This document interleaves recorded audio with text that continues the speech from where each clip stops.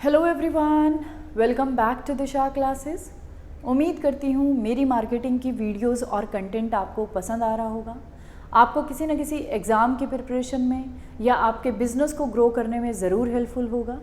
दिशा classes basically dedicated है commerce के subjects के लिए। कॉमर्स के सभी सब्जेक्ट्स को हम दिशा क्लासेस पर कवर करेंगे और जितने भी नए स्टूडेंट हैं दिशा क्लासेस पर, उन सभी को मैं बताना चाहूँगी कि दिशा क्लासेस पर हमने स्टार्ट कर रखा है फिलिप कोटलर की बुक से मार्केटिंग सब्जेक्ट को। फिलिप कोटलर की बुक के 9 चैप्टर्स हम ऑलरेडी डिस्कस कर चुके हैं।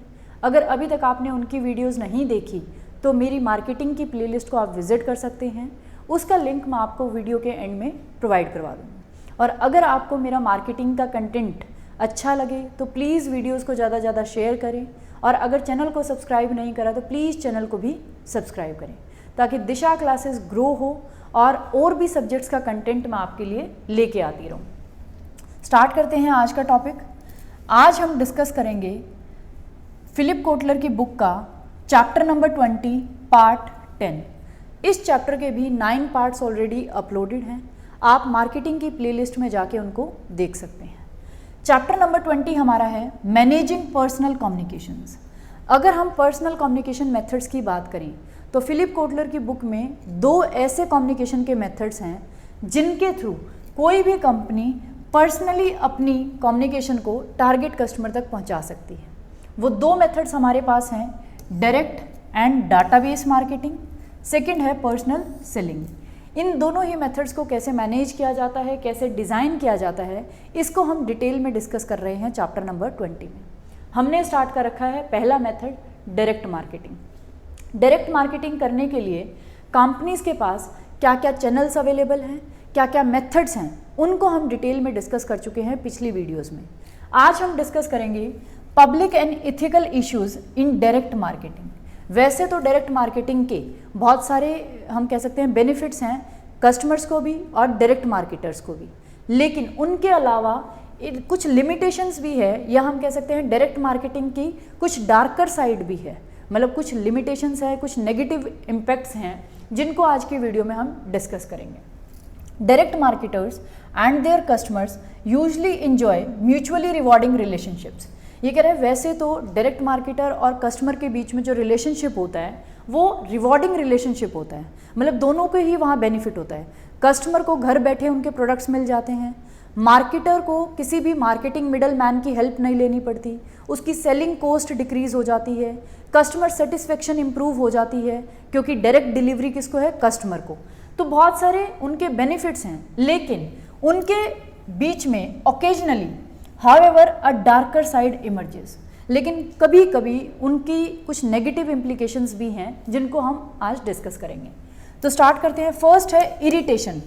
Many people don't like hard sell direct marketing solicitations. ये कह रहा है कुछ लोगों को डायरेक्ट मार्केटिंग में जो हार्ड सेल इंफॉर्मेशन दी जाती है या हार्ड सेल सोलिसिटेशंस होती हैं वो पसंद नहीं आती। आपने देखा होगा जब भी हम किसी वेबसाइट से कोई भी चीज़ परचेज़ करते हैं तो हमें वहाँ अपना ईमेल आईडी डालना होता है, अपना कॉन्टैक्ट नंबर और अपना हाउस का एड्रेस डालना होता है। तो वो इन्फॉर्मेशन डालने के बाद आपने देखा होगा कि भी जब भी कंपनी का कोई ऑफ़र या कोई प्रोडक्ट लॉन्च होता है तो कंपनी आपके पास ईमेल पे भी मेल सेंड करती है, आपके फ़ोन नंबर की वजह से आपके पास मैसेज भी आएगा, या आपके एड्रेस पे वो डायरेक्ट मेल भी सेंड कर सकती हैं।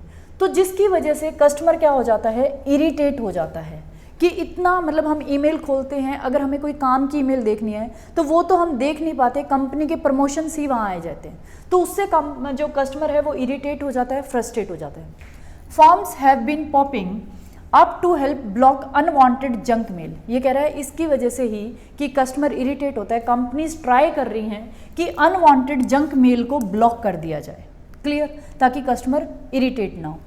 सेकेंड डिसएडवांटेज क्या है, unfairness.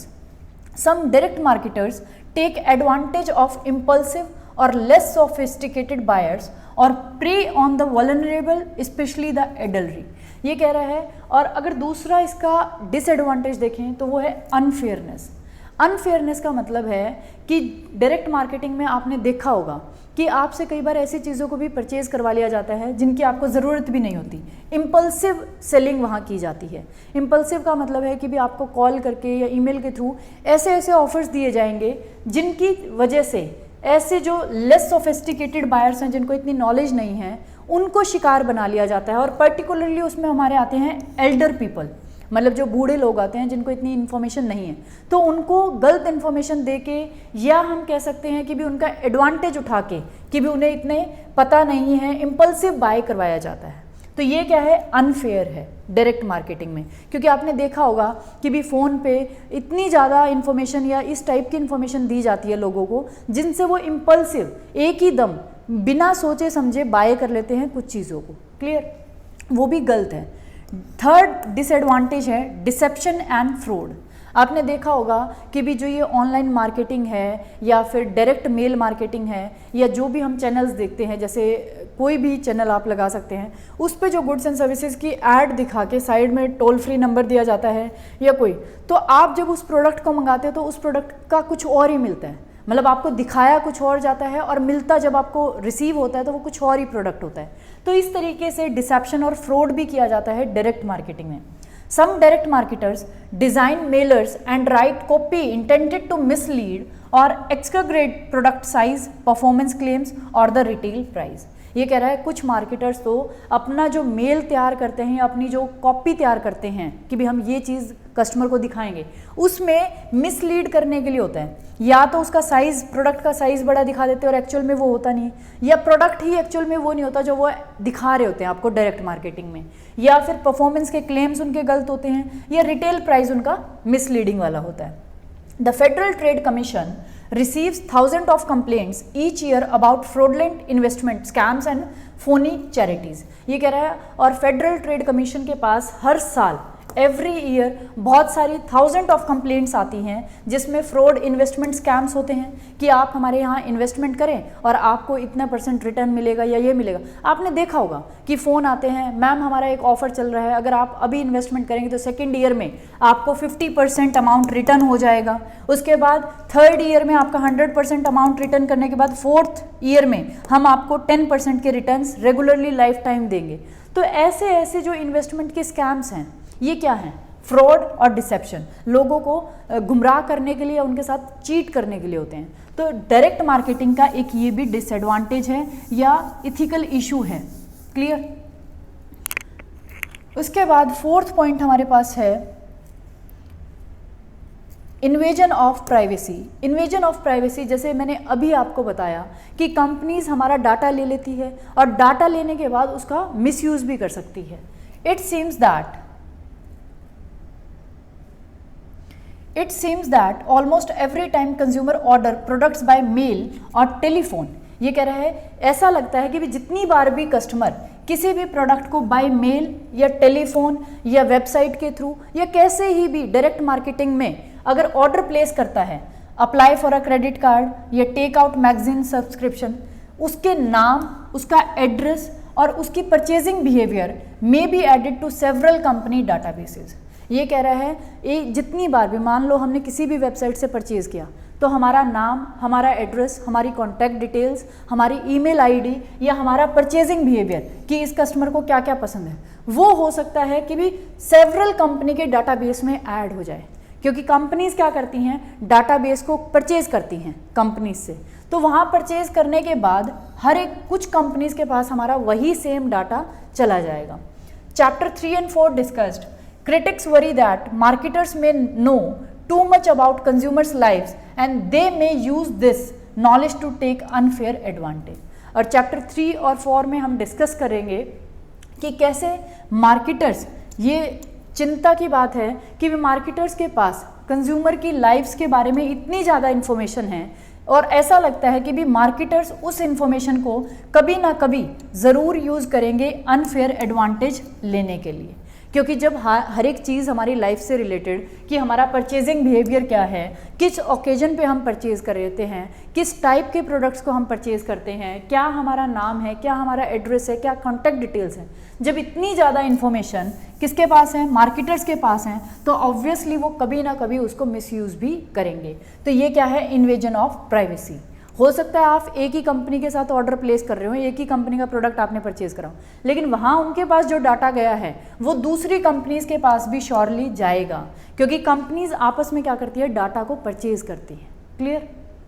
उसके बाद है people in the direct marketing industry know that left unattended such problems will lead to increasingly negative consumer attitudes. ये कह रहा है जो डायरेक्ट मार्केटिंग करते हैं उनको ये पता है कि अगर इन चीज़ों को हमने आज नहीं सुधारा तो कुछ समय के बाद ये कुछ प्रॉब्लम्स को क्रिएट करेंगे, जैसे कंज्यूमर का नेगेटिव एटीट्यूड हो जाएगा, क्योंकि जब आप देखेंगे कि भी डायरेक्ट मार्केटिंग की वजह से स्कैम्स हो रहे हैं या आपको गलत प्रोडक्ट्स डिलीवर किए जाते हैं या आपकी प्राइवेसी खत्म कर दी जाती है, तो कस्टमर्स का एटीट्यूड क्या होगा direct marketing towards, negative. Lower response rate, वो आपको रिस्पॉन्स रेट कम देना शुरू कर देंगे, डायरेक्ट मार्केटिंग पे कम बिलीव करेंगे। Calls for greater state and federal regulation, और उसकी वजह से जब इतनी कंप्लेंट्स जाएंगी गवर्नमेंट के पास या फेडरल ऑर्गेनाइजेशंस के बाद, तो वहाँ वो उनको भी क्या करना पड़ेगा, एक्शन लेना पड़ेगा डायरेक्ट मार्केटर्स के अगेंस्ट। तो इसलिए डायरेक्ट मार्केटिंग जितनी भी कंपनीज हैं या इंडस्ट्री है उनको पता है कि इन प्रॉब्लम्स को जल्दी ही सॉल्व करना पड़ेगा, इनको हम अनअटेंडेड नहीं छोड़ सकते। Most direct marketers want the same thing consumers want, और इसीलिए जो मतलब रियल में डायरेक्ट मार्केटिंग अच्छे तरीके से करते हैं, किसी के साथ फ्रॉड नहीं करते, किसी की प्राइवेसी को लीक नहीं करते, तो वो मार्केटर्स भी वही चाहते हैं जो कस्टमर चाहता है, कि उनकी प्राइवेसी भी बनी रहे, उनको अच्छे क्वालिटी के गुड्स एंड सर्विसेज अवेलेबल करवाया जाए, जो चीज़ उन्हें बताई गई है डायरेक्ट मार्केटिंग में वही उनको अवेलेबल हो, उनको इरिटेट ना किया जाए बेफालतू के मैसेजेस वगैरह करके, और उनके साथ फ्रॉड भी ना हो। क्लियर। तो जो कंज्यूमर चाहता है वही डायरेक्ट मार्केटर्स भी चाहते हैं। Honesty and well designed marketing offers, कि जितने भी मार्केटिंग ऑफर्स डिज़ाइन किए जाएं वो हॉनेस्ट होने चाहिए, उनमें सच्चाई होनी चाहिए और वेल डिज़ाइंड होने चाहिए।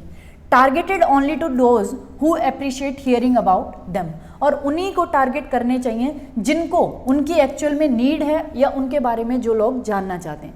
मतलब मान लो मैं एक स्टूडेंट हूँ, तो मुझे इलेक्ट्रॉनिक्स या फर्नीचर की क्या ज़रूरत है, नहीं ज़रूरत है, तो मेरे को जब उनके बारे में नहीं जाना तो है अच्छा है कि भी मेरे को ऐसे ऐसे ऑफर्स के बारे में ना बताया जाए, मेरी ईमेल पे ऐसे ऐसे ऑफर्स ना सेंड किए जाएं। जिस चीज़ में मेरा इंटरेस्ट है या कस्टमर का इंटरेस्ट है उसी चीज़ के बारे में उसके लिए ऑफ़र भेजने चाहिए।